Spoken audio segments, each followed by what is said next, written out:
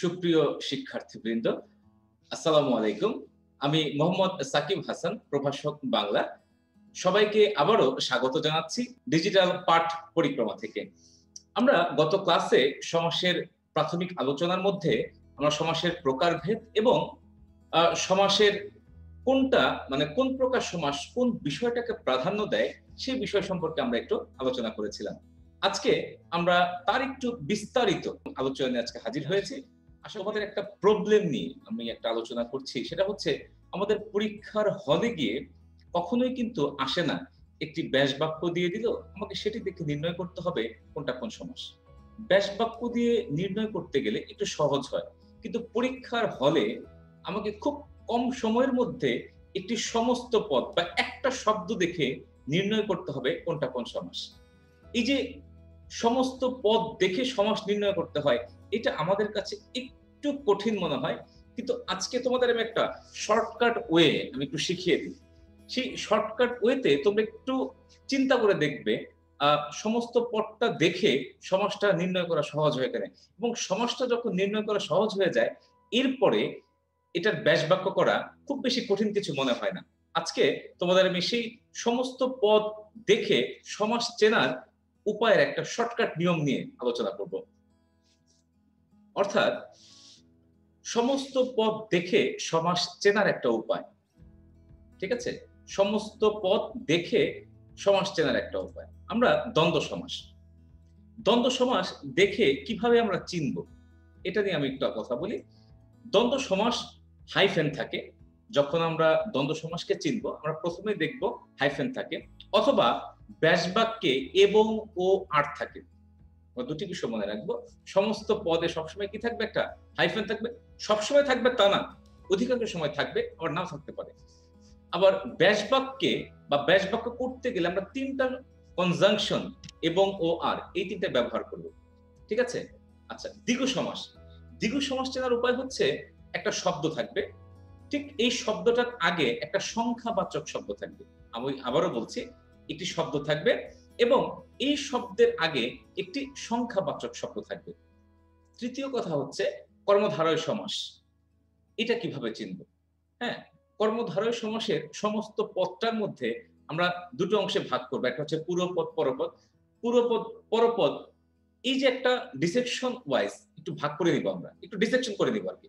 সেটা হচ্ছে noun adjective থাকবে, অ্যাডজেক্টিভের সাথে নাউন থাকবে, নাউনের সাথে নাউন থাকতে পারে, অ্যাডজেক্টিভের সাথে কি অ্যাডজেক্টিভ থাকতে পারে। এই ফরম্যাটে আমরা শব্দগুলো পাবো। তৎপুরুষ সমাস, একটি ক্রিয়াপদ তার পূর্বে একটি শব্দ থাকবে, বা আমরা বলতে পারি একটি শব্দ তার পরে একটা কি থাকবে? ক্রিয়াপদ থাকবে। এরপরে আসি অব্যয়ভাব সমাস, একটি শব্দ ঠিক তার পূর্বে কি থাকবে? একটা উপসর্গ থাকবে। আচ্ছা, বহুব্রীহি সমাস আমরা আগেও জেনেছি, এটা সবসময় কি তৃতীয় একটা অর্থকে প্রাধান্য দেয়। আমি আবার একটু ঘটনাগুলো বলে দিই। দ্বন্দ্ব সমাস এটা সবসময় কি করবে? সমস্ত পদে একটা কি থাকবে? হাইফেন থাকবে, অথবা ব্যাস বাক্যে এবং ও আর থাকবে। দ্বিগু সমাসে একটা শব্দের পূর্বে সবসময় একটা সংখ্যাবাচক শব্দ থাকবে, অর্থাৎ একটা শব্দের পূর্বে যদি সংখ্যাবাচক শব্দ থাকে, যেমন পঞ্চনদ, পঞ্চ, এটা হচ্ছে একটা কি সংখ্যাবাচক শব্দ। আচ্ছা, তে মাথা, তিন মাথার সমাহার, তে মাথা, এই মাথা ঠিক তার আগে কি আছে? একটা তে আছে, এটা একটা কি সংখ্যাবাচক শব্দ। এই ফরম্যাটে যদি কোনো একটা শব্দ পাই সেটা সবসময় আমরা কি বলবো? দ্বিগু সমাস। আচ্ছা, কর্মধারয় সমাস, নাউন অ্যাডজেক্টিভ, অর্থাৎ সমস্ত পদটার মধ্যে নাউন অ্যাডজেক্টিভ, অ্যাডজেক্টিভ নাউন, নাউনের সাথে নাউন, অথবা কি অ্যাডজেক্টিভের সাথে অ্যাডজেক্টিভ, এই ফরম্যাটে তোমাদের এই এটা থাকবে। যেমন ধরা হয় মহতি যে কীর্তি, মহাকীর্তি, মহাটা কি? একটা অ্যাডজেক্টিভ, কীর্তিটা কি? অ্যাচিভমেন্ট, সবসময় নাউন। তাহলে যদি ভেঙে বলি মহাকীর্তি, মহাটা হচ্ছে একটা অ্যাডজেক্টিভ, কীর্তিটা হচ্ছে কি একটা নাউন। আচ্ছা, কাঁচা মিঠা, যা কাঁচা তাই মিঠা, কাঁচাটা কি? অ্যাডজেক্টিভ, মিঠাটা কি? অ্যাডজেক্টিভ। তাহলে অ্যাডজেক্টিভে কি হবে? কর্মধারয় সমাস। অর্থাৎ যদি এই ফরম্যাটে নাউনের সাথে অ্যাডজেক্টিভ, অ্যাডজেক্টিভের সাথে নাউন, নাউনের সাথে নাউন, অথবা কি অ্যাডজেক্টিভের সাথে অ্যাডজেক্টিভ পাই, তখন তাকে আমরা কি বলবো? কর্মধারয় সমাস। এরপরে আসি তৎপুরুষ সমাস। যেমন আমি বললাম ভাত রাধা, ভাতটা কি? একটা শব্দ, রান্না করা বা রাধা এটা হচ্ছে কি ক্রিয়াপদ। বললাম হ্রদ দেখা, হ্রদটা হচ্ছে একটা শব্দ, দেখাটা হচ্ছে একটা ক্রিয়াপদ। আমরা এই ফরম্যাটে যদি কোনো শব্দ পাই সেগুলোকে আমরা কি বলবো? তৎপুরুষ সমাস। এরপরে আসি অব্যয়ীভাব সমাস। বললাম তোমাদেরকে আপাদমস্তক আ সুন্দর লাগছে। ঠিক আছে? এই যে আপাদমস্তক, পা হতে মাথা পর্যন্ত, এই যে এটা একটা কি? উপসর্গ। আচ্ছা, বেলাকে অতিক্রান্ত এটাকে আমরা কি বলি? উদ্বেল। এটা একটা উপসর্গ। তাহলে উপসর্গের সাথে যদি কোনো শব্দ থাকে তখন সেটাকে আমরা কি বলবো? অব্যয়ভাব সমাস। এরপরে আসি, আশিতে বিষ যার। আশি মানে কি? আশি মানে হচ্ছে দাঁত। দাঁতের মধ্যে বিষ যার। এটা আমরা স্পেসিফিক সাপকেই বোঝাই। তৃতীয় একটা পদ। ঠিক আছে? এখন তুমি বলতে পারো আ আমার দাঁতে কি বিষ নাই? অবশ্যই আছে। আমি যদি সাপকে কামড় দেই, সাপ বাঁচবে? বাঁচবে না কিন্তু। কিন্তু আমার দাঁতের বিষ আর সাপের দাঁতের বিষ ২ টা কিন্তু ভিন্ন। তারপরেও কথা হচ্ছে ৮০-২০ বলতে স্পেসিফিক ভাবে আমরা সাপকে বোঝাই। যার কারণে এটাকে আমরা বলবো তৃতীয় অর্থ। এই তৃতীয় অর্থ যদি প্রকাশ করে তখন তাকে আমরা কি বলবো? বহুব্রীহি সমাস। ঠিক আছে? আচ্ছা, এরপরে আসি আমরা আ বিস্তারিতর মধ্যে ১ম এ আসি দ্বন্দ্ব সমাস। এখন তোমাদের কাছে আমার একটা সহজ প্রশ্ন। দ্বন্দ্ব শব্দের অর্থটা কি? দ্বন্দ্ব অর্থ কি? তো আমরা ছোটবেলায় জানতাম দ্বন্দ্ব শব্দের অর্থ আবার কি? দ্বন্দ্ব মানে হচ্ছে মারামারি, হ্যাঁ? দ্বন্দ্ব মানে হচ্ছে ঝগড়া, দ্বন্দ্ব মানে হচ্ছে একজনের সাথে আরেকজনের বিরোধ। এই ছোটবেলা থেকে কিন্তু আমরা এই বিষয়টাই পড়ে আসছি। দ্বন্দ্ব মানে হচ্ছে ঝগড়া, দ্বন্দ্ব মানে হচ্ছে বিরোধ, দ্বন্দ্ব মানে হচ্ছে মারামারি, দ্বন্দ্ব মানে হচ্ছে কন্ট্রাডিকশন, হ্যাঁ? অ্যান্টাগনিস্টিক কন্ট্রাডিকশন, এই অনেক কিছু সম্পর্কে আমরা দ্বন্দ্ব দিয়েই একভাবে শেষ করে দিই। কিন্তু সমাসের ক্ষেত্রে দ্বন্দ্বের অর্থটা কিন্তু সেরকম না। সমাসের ক্ষেত্রে দ্বন্দ্ব শব্দের অর্থ হচ্ছে জোড়া। আমি আবারও বলছি, সমাসের ক্ষেত্রে দ্বন্দ্ব শব্দের অর্থ হচ্ছে জোড়া। অর্থাৎ জোড়ায়, জোড়ায় যে সমাস হয় তাকে আমরা কি বলি? দ্বন্দ্ব সমাস। ঠিক আছে? আচ্ছা। এখন দ্বন্দ্ব সমাস নিয়ে কথা বলি। সৈন্য সামন্ত। এটাকে আমরা যদি ভাঙতে চাই, আমি কিন্তু এর আগেও বলেছি, আমরা ভাঙতে গেলে ৩ টা অব্যয় বা ইংরেজিতে যেটা বলো তোমরা কনজাংশন, ৩ টা জিনিস ব্যবহার করব। এবং, ও, আর। এছাড়া কিছুই আমরা ব্যবহার করব না। সৈন্য সামন্ত এটাকে আমরা ভাঙবো কিভাবে? সৈন্য ও সামন্ত। এখন এই যে সৈন্য সামন্ত এর মধ্যে পূর্বপদ এবং পরপদ উভয় পদেরই কিন্তু একটা প্রাধান্য থাকবে। সৈন্য সামন্ত, সৈন্যকে বাদ দিয়ে সামন্ত হবে না, আবার সামন্তকে বাদ দিয়েও কিন্তু সৈন্য হবে না। অর্থাৎ উভয় পদেরই কি থাকবে? একটা প্রাধান্য থাকবে। আচ্ছা, আরো একটা উদাহরণ দেই। অহিনকুল, ওহি ও নকুল। ওহিকে বাদ দিয়ে নকুল হবে না, নকুলকে বাদ দিয়ে ওহি হবে না। উভয়ের মধ্যে কি একটা বিরোধ অর্থ প্রকাশ করে। আচ্ছা, নাক মুখ আমরা অনেক সময় বলি না, নাক মুখ ধুয়ে আসো, বাইরে থেকে আসছো নাক মুখ, তখন আমরা কি নাক ও মুখ আরো অনেক কিছু ধুই আমরা।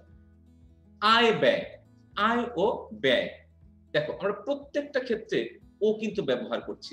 অর্থাৎ ব্যাস বাক্য করতে গেলে আমাদের এই ওটা খুব বিশদভাবে কি হয়? ব্যবহৃত হয়। ঠিক আছে? এখন আমরা আসি দ্বন্দ্ব সমাসের মধ্যে যেটা সবচেয়ে বেশি ইম্পোর্টেন্ট আমাদের বুঝতে সমস্যা হয়, অলোক দ্বন্দ্ব। এখন তোমাদের প্রশ্ন আসতে পারে, অলোক শব্দের অর্থটা কি? অলোক শব্দের সাধারণ অর্থ হচ্ছে যাহা লোপ পাবে না। অলোক শব্দের অর্থ হচ্ছে কি? যা লোপ পাবে না। এখন তোমার মনের মধ্যে প্রশ্ন আসতে পারে, কি লোপ পাবে না? এখন কি লোপ পাবে না? আসলে একটা কথা, কি লোপ পাবে না? এখানে বিভক্তি লোপ পাবে না। অর্থাৎ যে সকল সমাসে বিভক্তি লোপ পাবে না তাকে আমরা কি বলবো? অলোক সমাস। তাহলে অলোক দ্বন্দ্ব যেহেতু আমরা পড়ছি তাহলে কি বলবো? যে সকল দ্বন্দ্ব সমাসে বিভক্তি লোপ পাবে না তাকে আমরা কি বলবো? অলোক দ্বন্দ্ব। আমি আবারও বলছি, যে সকল দ্বন্দ্ব সমাসে বিভক্তি লোপ পাবে না তাকে আমরা কি বলবো? অলোক দ্বন্দ্ব। ঠিক আছে? এখন এই অলোক দ্বন্দ্বটা কিভাবে হয় একটু দেখাই। যেমন যে সমস্ত সমাসে বিভক্তি লোপ পায়, এটা আগেও বলেছি, এখন আসি। দুধে ও ভাতে। এখন আমরা তোমরা যখন 9 এ পড়েছো একটা কবিতা আছে, আমার সন্তান যেন থাকে দুধে ভাতে। সে কিন্তু লিখতে পারতো, আমার সন্তান যেন থাকে দুধ ভাত। তো দুধ ভাত আমরা যখন ছোটবেলায় খেলতে যাইতাম, হ্যাঁ? আমরা যখন গোল্লা ছুট খেলতাম, হ্যাঁ? অথবা অনেক কিছু খেলতাম না? তখন আমরা যখন ছোটদেরকে কি বলি, ও হচ্ছে দুধবাক, মানে ওকে খেলোয়াড় হিসেবে ধরা যাবে না। তো আমার সন্তান জানে থাকে দুধে ভাতে, অর্থাৎ কি আমার সন্তান যেন থাকে দুধে ভাতে, মানে সুখ সমৃদ্ধির মধ্যে যেন থাকে। এই যে দুধে ও ভাতে, দুধে একার আছে, এটা একটা বিভক্তি, ভাতে এখানে একটা একার আছে, এটা একটা কি বিভক্তি। এখন সমস্ত পদ যখন আমরা নির্ণয় করতে গেলাম বা সমস্ত পদ যখন আমরা বানাতে গেলাম বা সবগুলো পদকে যখন একত্র করতে গেলাম, তখন এই দুধে ভাতে, ঠিক আছে, এই দুধে ভাতে এখান থেকে আমি কিন্তু বিভক্তিগুলোকে কি করিনি, লোপ পাইনি, যা ছিল ওখানে তাই, জাস্ট ওটা চলে গেছে। এই যে সমস্ত পদে বিভক্তি লোপ পেল না, এই সমস্ত সমাসকে আমরা কি বলবো, অলুক দ্বন্দ্ব সমাস। আমি আরো কয়েকটা উদাহরণ দিয়ে দিচ্ছি। জলে স্থলে, আমরা কিন্তু বলি না জলে স্থলে দিয়ে জলস্থল, এটা কিন্তু আমরা বলি না, আমরা কি বলি জলে স্থলে, অর্থাৎ বিভক্তি কিন্তু কখনোই কি হবে না, লোপ পাবে না। কাগজে কলমে প্রমাণ আছে তুমি দুর্নীতি করেছো, বললাম কাগজে কলমে একার আছে, তাহলে বিভক্তি কি লোপ পায় না, ঠিক আছে। তাহলে এই যে যে সকল দ্বন্দ্ব সমাসে বিভক্তি লোপ পাবে না তাদেরকে আমরা কি বলবো, অলুক দ্বন্দ্ব। আমি আবার বলছি, যে সকল দ্বন্দ্ব সমাসে বিভক্তি লোপ পাবে না তাদেরকে আমরা কি বলবো, অলুক দ্বন্দ্ব। আর এই দ্বন্দ্ব সমাসটার মধ্যে কোথায় লোপ পাবে না, সমস্ত পদে লোপ পাবে না, ঠিক আছে। তাহলে এখন আমরা আসি দ্বিগু সমাস। আচ্ছা, দ্বিগু সমাসটা কিভাবে আমরা পড়ব? দ্বিগু সমাস সম্পর্কে আমরা জেনেছিলাম একটা শব্দ, তার ঠিক পূর্বে একটা কি থাকবে, সংখ্যাবাচক শব্দ থাকবে। আমি আবারও বলছি, একটা শব্দ তার ঠিক পূর্বে কি থাকবে, একটা সংখ্যাবাচক শব্দ থাকবে। যদি একটি শব্দের পূর্বে একটি সংখ্যাবাচক শব্দ থাকে, তখন তাকে আমরা কি বলবো, দ্বিগু সমাস। আচ্ছা, দ্বিগু সমাসে আমরা চলে আসি। তাহলে আমরা একটু আগেও বলেছিলাম দ্বিগু সমাস আমরা কিভাবে বুঝবো, একটা শব্দ এর পূর্বে কি থাকবে, সংখ্যাবাচক শব্দ, এবং ওই শব্দটা কিন্তু বিশেষ্য হবে, ওই শব্দটা কি হবে, নাউন হবে, ঠিক আছে। যেমন আমরা কিছু উদাহরণ দিয়ে বুঝিয়ে ফেলি। অষ্ট ধাতুর সমাহার, অষ্ট ধাতু, এই যে ধাতু এটা একটা নাউন বা বিশেষ্য, অষ্ট এটা একটা সংখ্যাবাচক শব্দ। তাহলে একটা শব্দের পূর্বে কি আমরা একটা সংখ্যাবাচক শব্দ পেয়েছি, যদি পেয়ে থাকি এটা কি হবে, দ্বিগু সমাস। আরেকটা উদাহরণ দিই, পঞ্চ নদের সমাহার, নদ এটা একটা নাউন বিশেষ্য, ঠিক এর আগে আছে কি পঞ্চ, অর্থাৎ পাঁচ, এটাও একটা সংখ্যাবাচক শব্দ। অর্থাৎ যে কোনো শব্দের পূর্বে যদি একটা সংখ্যাবাচক শব্দ থাকে তখন তাকে আমরা কি বলবো, দ্বিগু সমাস। এরপর আরো কিছু উদাহরণ দিই। তিন ফলের সমাহার, ত্রিফলা, ফল এর পূর্বে তিন, এটা একটা সংখ্যাবাচক শব্দ, যার কারণে এটা কি হবে, দ্বিগু সমাস। সপ্ত অহের সমাহার, সপ্তাহ, অহ, এই অহের পূর্বে একটা সপ্ত আছে, এই সপ্ত শব্দের অর্থ হচ্ছে সাত, সাতটা হচ্ছে কি একটা সংখ্যাবাচক শব্দ। এরপরে আসি, নয় রত্নের সমাহার, নবরত্ন, নবরত্ন হচ্ছে যে ইন্ডিয়ার যে আবার শাহরুখ খান ব্যবহার করে নবরত্ন তেল, সেটা কিন্তু না, নবরত্নের মধ্যে সকল রত্ন, 9টা রত্ন আছে, ঠিক আছে। এই 9টা হচ্ছে কি সংখ্যাবাচক শব্দ, যেহেতু এই জন্য এটা কি হবে, দ্বিগু সমাস। পাঁচ শেরের সমাহার, পশুরি, পাঁচ শেরের সমাহার, শেরের পূর্বে একটা পাঁচ শব্দটা আছে, পাঁচ হচ্ছে কি একটা সংখ্যাবাচক শব্দ, এটা হচ্ছে কি দ্বিগু সমাস। সপ্ত ঋষির সমাহার, সপ্তর্ষি, এই সপ্তর্ষিটা হচ্ছে কি একটি, সপ্ত শব্দটা কি, সপ্ত মানে হচ্ছে সাত, সাত ঋষির সমাহার, ঠিক আছে। এই সপ্তটাও হচ্ছে কি, যেহেতু সংখ্যাবাচক শব্দ, এটা কি হবে, দ্বিগু সমাস হবে। অর্থাৎ যে সকল শব্দের পূর্বে সংখ্যাবাচক শব্দ আসবে তখন তাকে আমরা কি বলবো, দ্বিগু সমাস। এখন দ্বিগু সমাসের আরো একটা ভ্যারিয়েন্ট আছে, আমাদের মধ্যে একটা কনফিউশন হয়, দ্বিগু সমাস এবং সংখ্যাবাচক বহুব্রীহি, এই দুইটা নিয়ে একটু কনফিউশন হয়। আমরা হরহামেশাই এই সমস্যাটাই ভুগি যে কোনটা দ্বিগু কোনটা বহুব্রীহি সমাস। দুটার ভ্যারিয়েন্ট কিন্তু প্রায় একই, দেখতে চেহারাও একই, বাট প্রকাশ ভঙ্গিটা ভিন্ন। অর্থাৎ আমরা যখন একটু সূক্ষ্ম ভাবে এই বিষয়টাকে দেখতে যাব, আমাদের কনফিউজিং করে ফেলে বা কনফিউজ করে ফেলে, পরীক্ষার হলে গিয়ে আমরা হরহামেশাই কনফিউজড হই যে কোনটা দ্বিগু সমাস কোনটা সংখ্যাবাচক বহুব্রীহি। এই দ্বিগু এবং সংখ্যাবাচক বহুব্রীহির একটু সূক্ষ্ম পার্থক্য আছে, আজকে আমরা সেই সম্পর্কে একটু আলোচনা করছি। দ্বিগু, আচ্ছা দেখি আমরা তো দেখে নেই।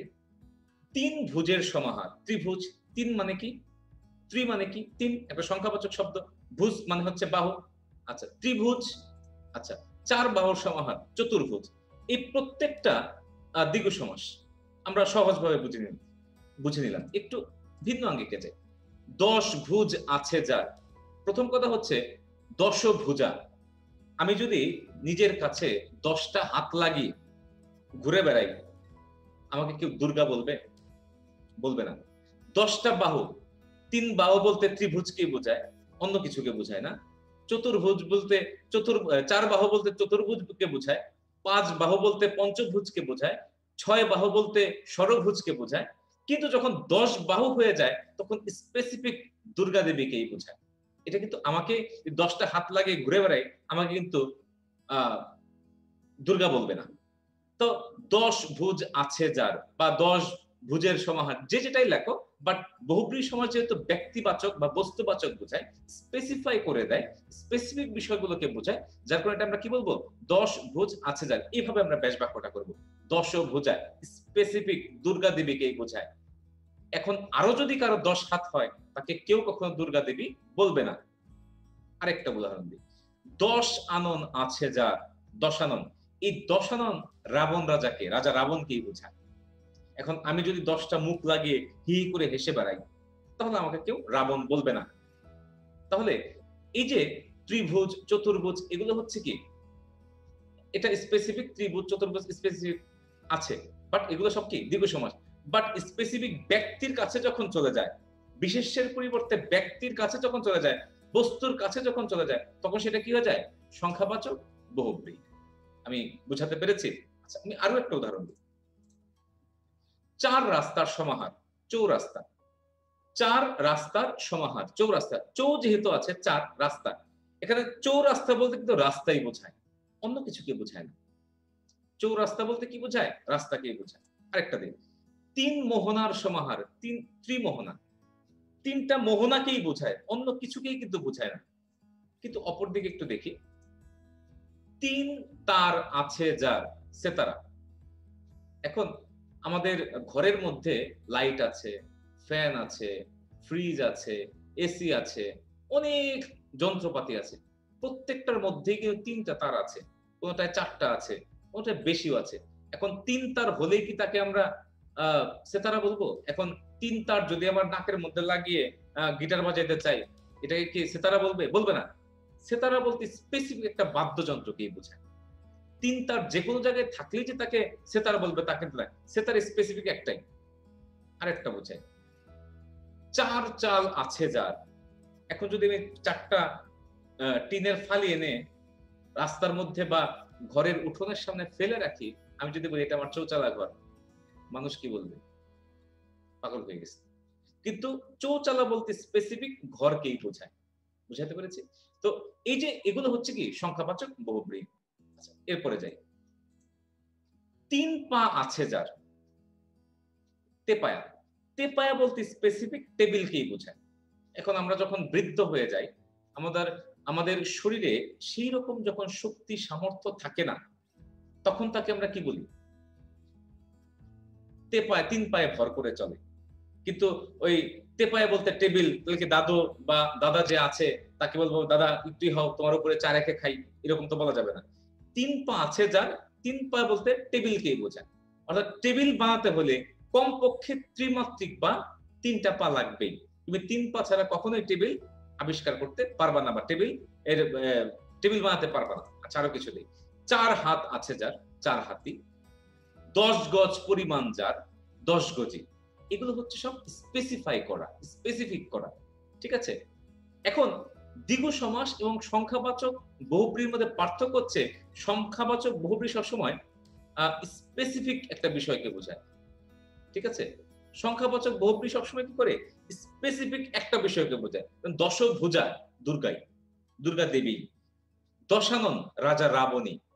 কিন্তু চৌরাস্তা বলতে রাস্তা ছাড়া কিন্তু আ আ অন্য কিছুকে বোঝাবে না। রাস্তা ছাড়া বলতে আকাশের রুটকে বোঝাবে না। হ্যাঁ? চৌরাস্তা বলতে আমাদের ভূমিতে যে ৪ টা রাস্তার একত্রে মিলন আছে সেটাকেই বোঝায়। ৩ টা রাস্তার মাথা যখন একত্রে মিলিত হয় তাকে তেমাথা বলে। ঠিক আছে? অর্থাৎ সংখ্যার ধারণা থাকবে, বাট অর্থ যখন তৃতীয় হবে তখন তাকে আমরা কি বলবো? সংখ্যাবাচক, হ্যাঁ, বহুব্রীহি সমাস। আর যখন সাধারণ সংখ্যার সাথে একটা নাউন বা নাউন বসবে, তখন তাকে আমরা কি বলবো? দ্বিগু সমাস। তাহলে এই যে আমরা দ্বিগু সমাসটা পড়ে ফেললাম, এই দ্বিগু সমাস এবং দ্বন্দ্ব সমাস আমি আবার একটু রিভিউ করছি। দ্বন্দ্ব হচ্ছে ২ টা পদেরই প্রাধান্য থাকবে এবং জোড়ায়, জোড়ায় থাকবে। দ্বন্দ্ব শব্দের অর্থই হচ্ছে কি? জোড়া। আর দ্বিগু সমাসে দ্বি মানে হচ্ছে ২ আর দ্বিগু মানে হচ্ছে সমাহার। হ্যাঁ? একটা সমাহার বোঝাবে, একটা এক্সাগ্রেশন বোঝাবে। মানে একত্রীকরণ বোঝাবে। ঠিক আছে? এই হচ্ছে আমাদের মোটামুটি আলোচনা। সমাস সম্পর্কে এই দ্বন্দ্ব এবং দ্বিগু এটা নিয়ে আমার মনে হয় তোমাদের আর কারো কোনো সমস্যা থাকবে না। যদি আবার কোনো সমস্যা দেখা দেয়, আমরা আবার নেক্সট ক্লাসে এটা নিয়ে আলোচনা করব। আজকের মতো এই পর্যন্তই। ধন্যবাদ সবাইকে।